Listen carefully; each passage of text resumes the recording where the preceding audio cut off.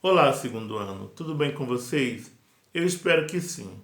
Então, meus queridos, chegamos à nossa 10ª aula e esta semana eu irei abordar sobre a crise na representação. Essa crise dentro das vanguardas artísticas europeias.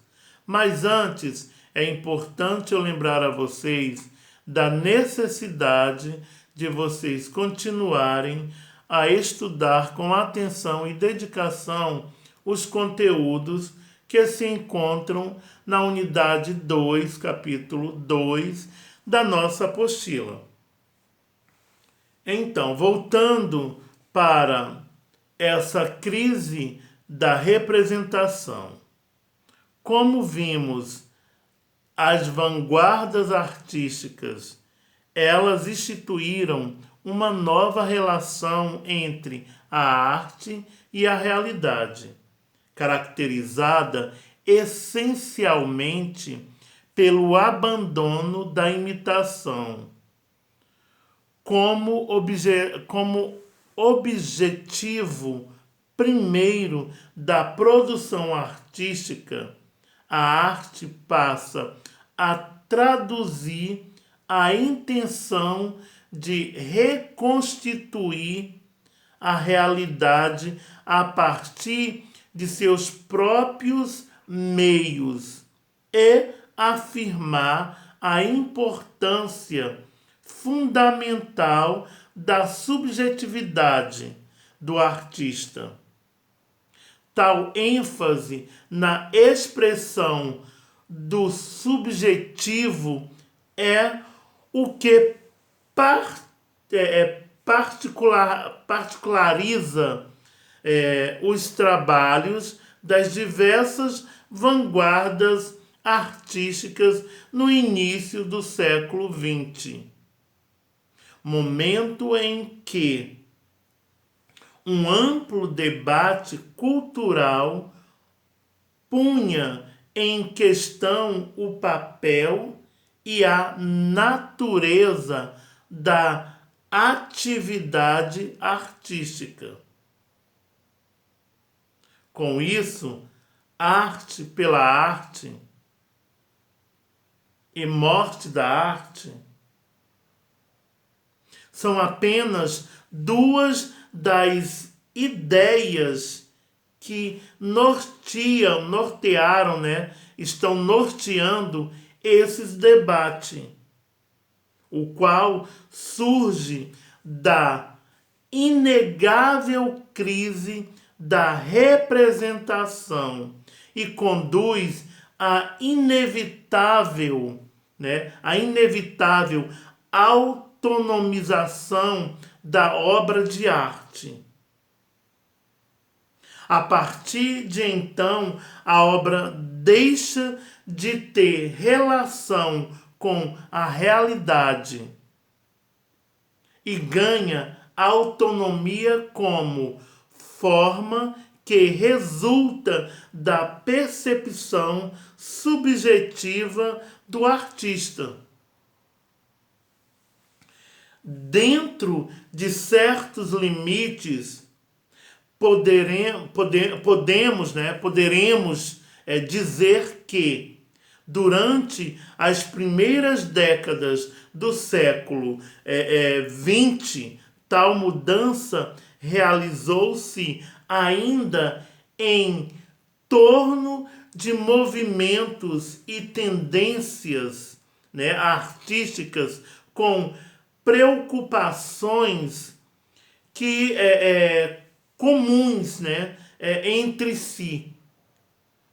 Por mais que trajetórias pessoais tenham sobrevivido, tenham sobrepujado esse momento artístico e histórico dos grupos, ainda podemos identificar nesse período uma ação conjunta, uma ação conjunta em prol de uma modificação, ou seja, das modificações no campo das artes visuais, tá? Movidas pelo desejo de reformular, ou seja, da reformulação das tradições miméticas greco-romanas, ou seja, voltar um pouco no passado para formular o que se quer no futuro, tá? Ou seja, eles buscam beber na fonte dessa cultura greco-romana para, no futuro, né, no futuro próximo que eles iriam chegar, eles se firmarem como artistas, como movimentos, né? E aí vai surgir o quê? O movimento cubista, entre outros, né, movimentos como cubista, futurista, surrealismo, dadaísmo, entre outras vertentes. Irão experimentar, né, irão saborear da criatividade artística, afirmando a urgência de uma nova ruptura com o passado, né? Ou seja, essa urgência de estar rompendo com esse passado, ela vai estar pulsando nesses artistas no século XX. Dois aspectos foram fundamentais para que a crise da representação se estabelecesse, os desenvolvimentos tecnológicos e as teorias, né, românticas, ambos surgidas no século XIX, com desdobramentos indiscutíveis, né, no século seguinte, ou seja, esses desdobramentos indiscutíveis no século XX, tá? Com relação a esse momento, né, com relação ao primeiro, né, vão destacar-se as transformações advindas com a invenção e a propagação da fotografia, com os estudos ópticos, né, e com a invenção do cinema, de profunda importância para os movimentos vanguardistas, como o expressionismo e o surrealismo. Quanto às teorias românticas, basta relembrar o papel que tiveram para que a arte passasse a expressar a subjetividade e não mais a imitar o real. Ou seja, o artista chega num ponto que ele não quer mais estar imitando o real. Ele quer ter a liberdade para criar a sua própria arte. Por isso que surge essa crise da representação. Tá? Então, entre os movimentos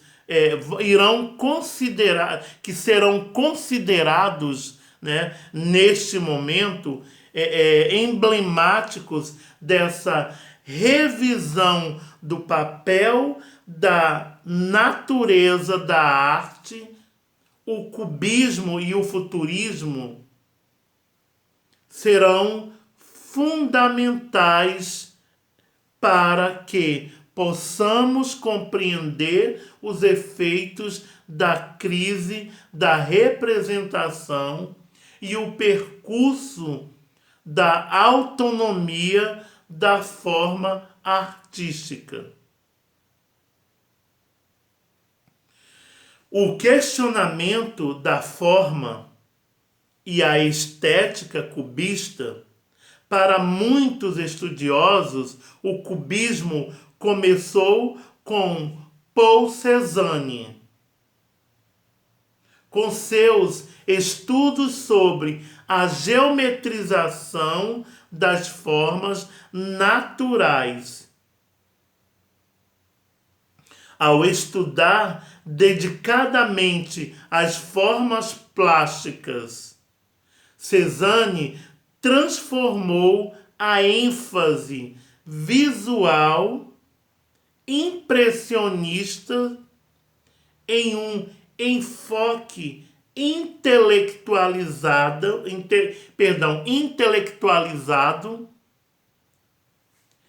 que tratava os objetos como formas modeladas pela cor.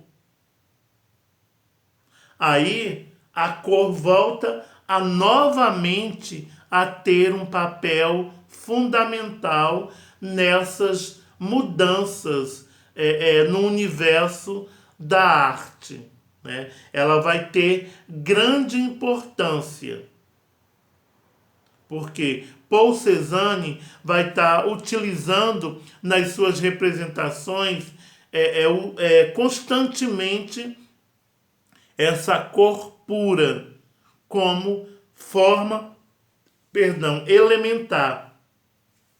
Para ele, tudo na natureza podia ser traduzido, né?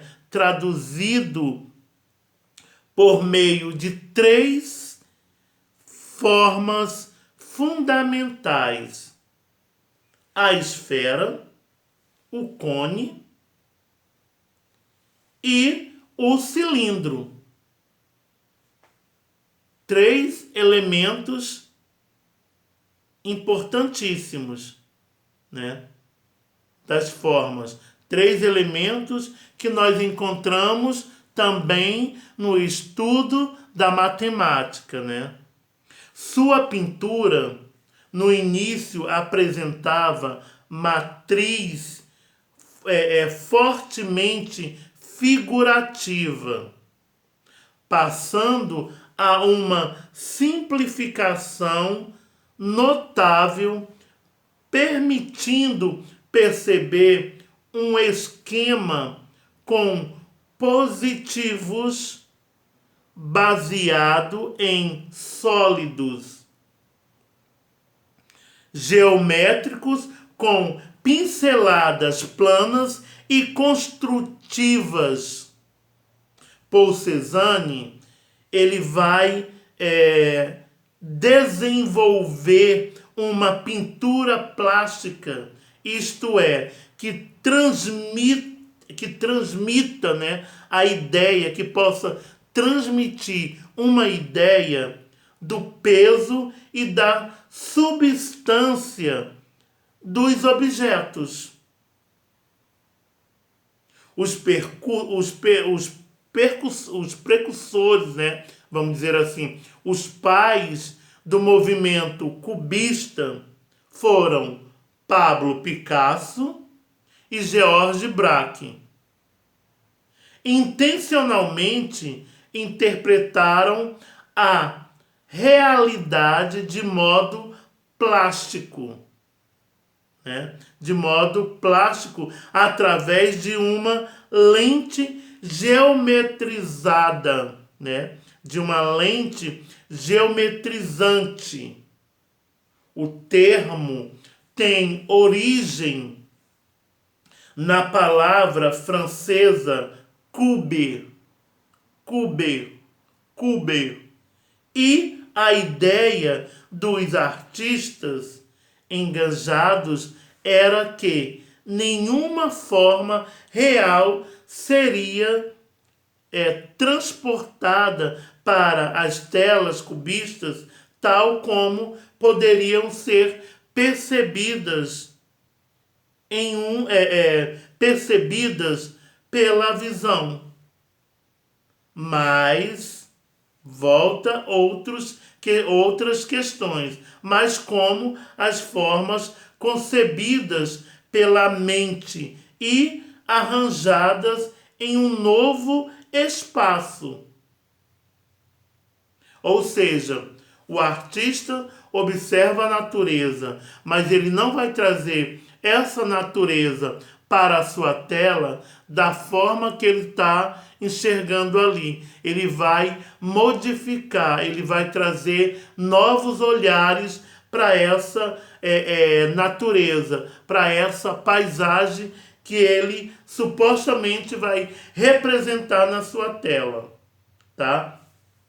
E aí, trabalhando com o quê? Com elementos da profundidade ou efeitos de claro e escuro. O espaço explora a planificação dos objetos, ou seja, transformando os objetos em elementos mais planos. E a sua